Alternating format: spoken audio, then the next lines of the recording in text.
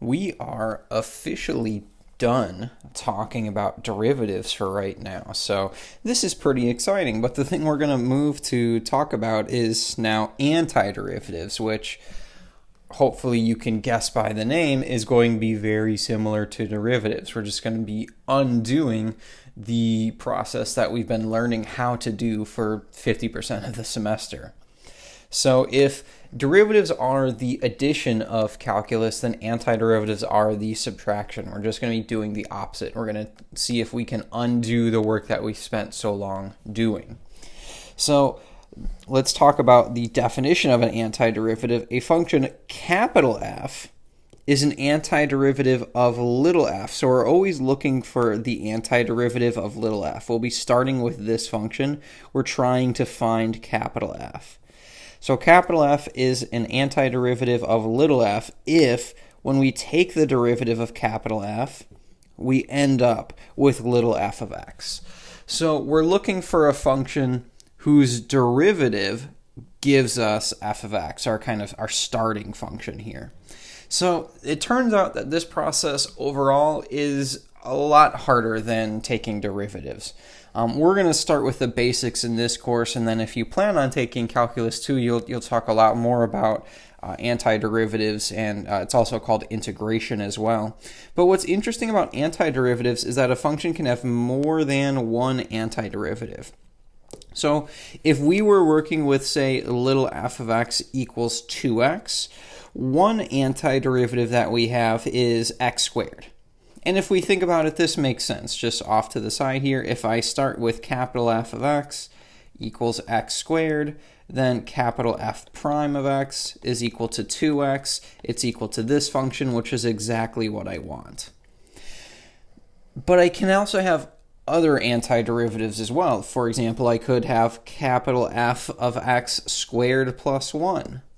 So if how about I even call this capital G of x is equal to x squared plus 1. When I take the derivative, g prime of x, I end up with 2x. Well, that's the same thing that we have right here. So antiderivatives are not unique, right? I could also subtract some number. I could have capital F of x equals x squared minus 4. So if I say h of x is equal to x squared minus 4, if I take the derivative of that function, h prime of x, I end up with 2x. And again, that's what we started with up here.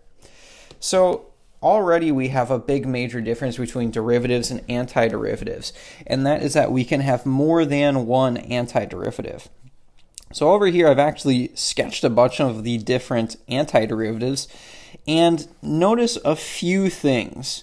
Think about what we're doing. We're trying to find a function whose derivative is 2x, whose derivative. So the derivative tells us what? It's the slope of the tangent line.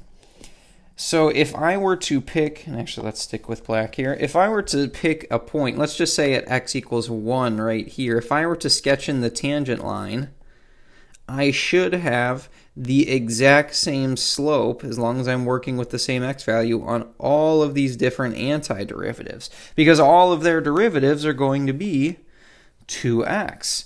And it looks like, yeah, all of those lines that I sketched in are parallel. And that should be true everywhere. So notice 0 seems to be a pretty important point. I have a horizontal tangent line at 0 for each and every one of these.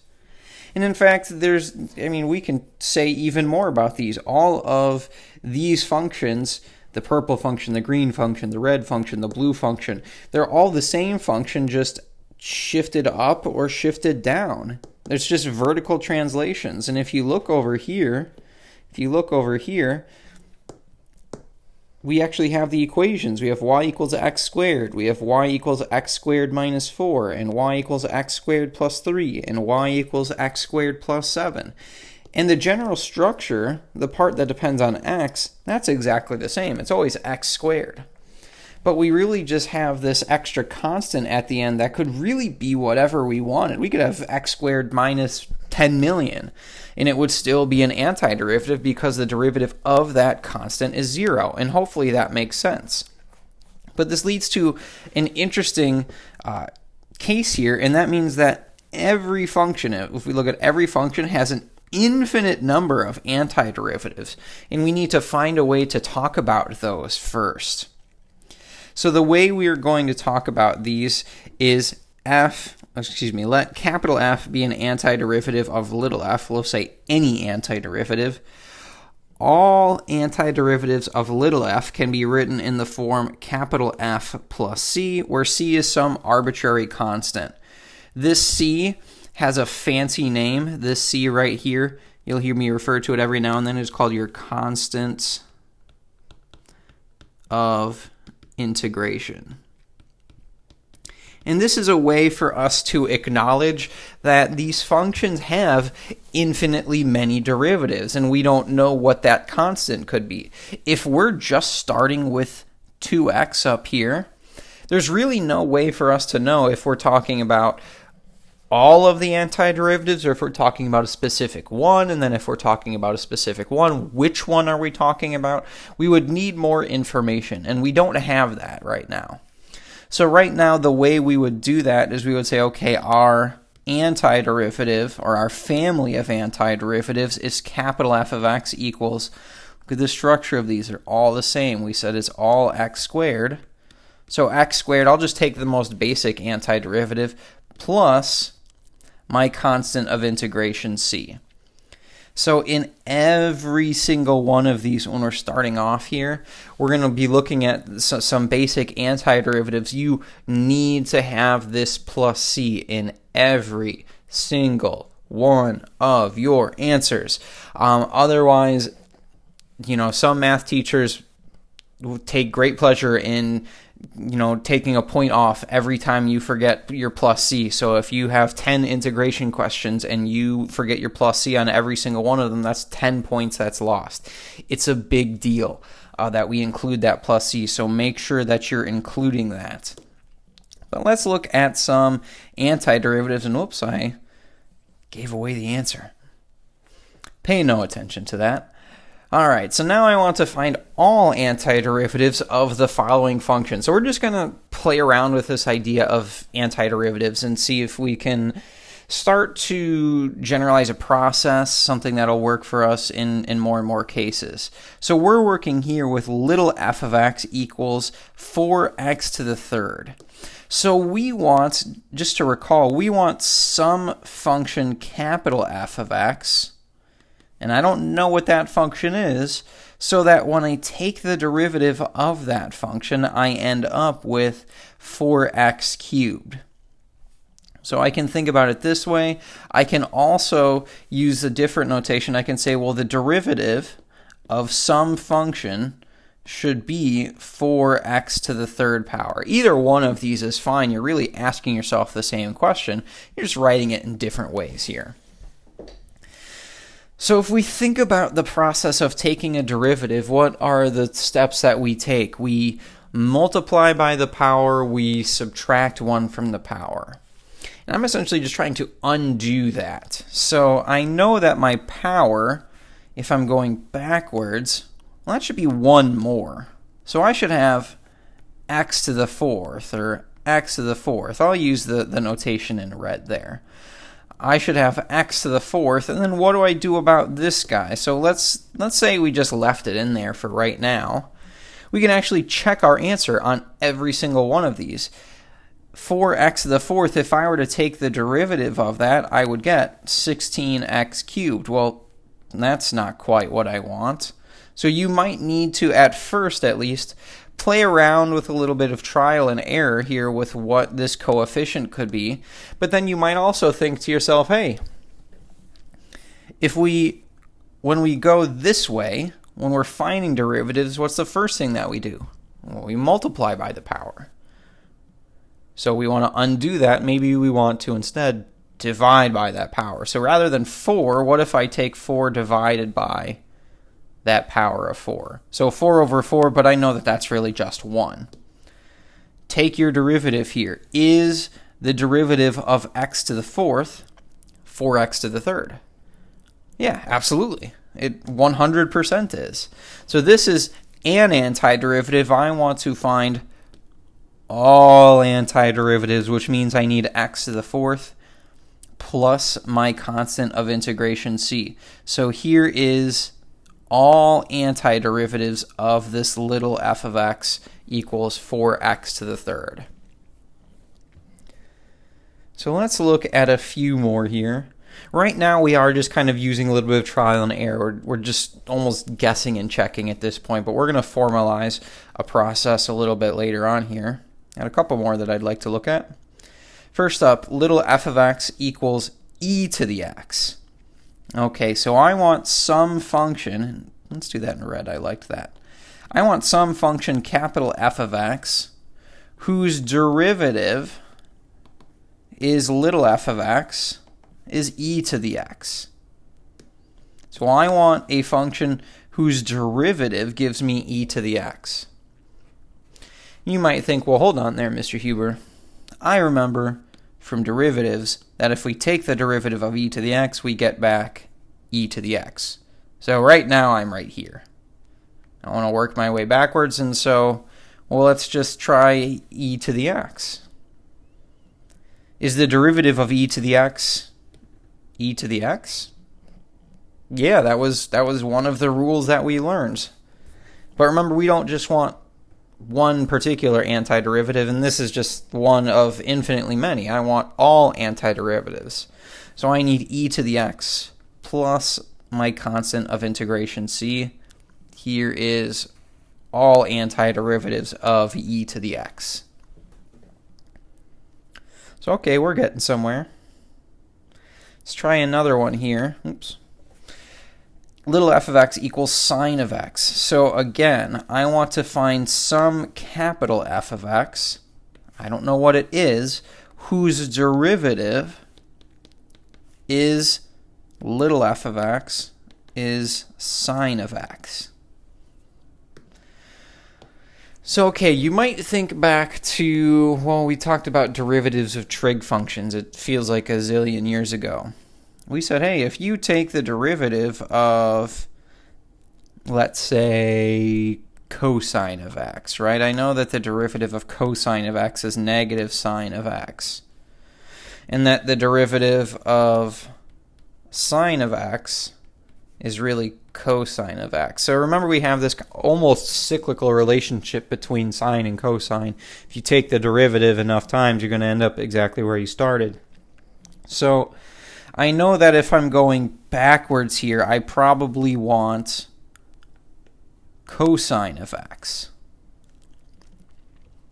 So okay, I'm kind of thinking about this case right here. Derivative of cosine of x equals negative sine of x. But this is a problem because if I take the derivative, and I just said it out loud here, I'm not going to think about this guy right now. And actually, let's erase this too. If I take the derivative of what I found right here, capital F of x is equal to negative sine of x. That's almost what I want. I just have this dang negative sign that's in the way. And what if, and here you just got to get creative right now.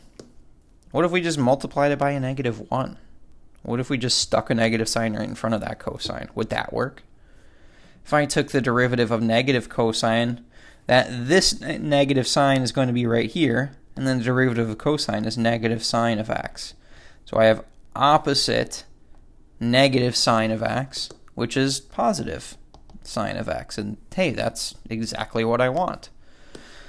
So this is an antiderivative. Here I have negative cosine of x. We've just stuck that negative sign in there, but remember, we want all antiderivatives. We have to add in our constant of integration c, because it could be negative cosine of x plus 4 or negative cosine of x plus pi. It could be anything. And there is our family of antiderivatives, negative cosine of x plus c. So what we're going to try and do going forward then is trying to generalize the process of finding antiderivatives. And we're going to do a couple of things here. First, we're going to come up with a notation, and we're going to start where we kind of started with the derivative. We started with a general power rule. So that's what I want to start with in this section here. So here's this theorem. We've got this fun new notation that we're going to use here. This is called an integral. So it's actually, where it comes from, it's a very long stretched out s for sum, and we'll talk more about sums later. But for now, it's just this big long squiggly line. And then you'll see x to the p. So, okay, this is the function we're trying to find the antiderivative of. So x to the p, we're sticking to a general power rule here. Dx right here, this is what's called the differential. And that means that we're integrating with respect to x. So here, if I just kind of summarize that again, remember the integral right here, this represents the indefinite integral. There are definite integrals. We will talk about those later. And this is really an instruction. This part right here, it says, find the antiderivatives of little f. Go find the antiderivatives of whatever's inside, whatever comes after that squiggly line.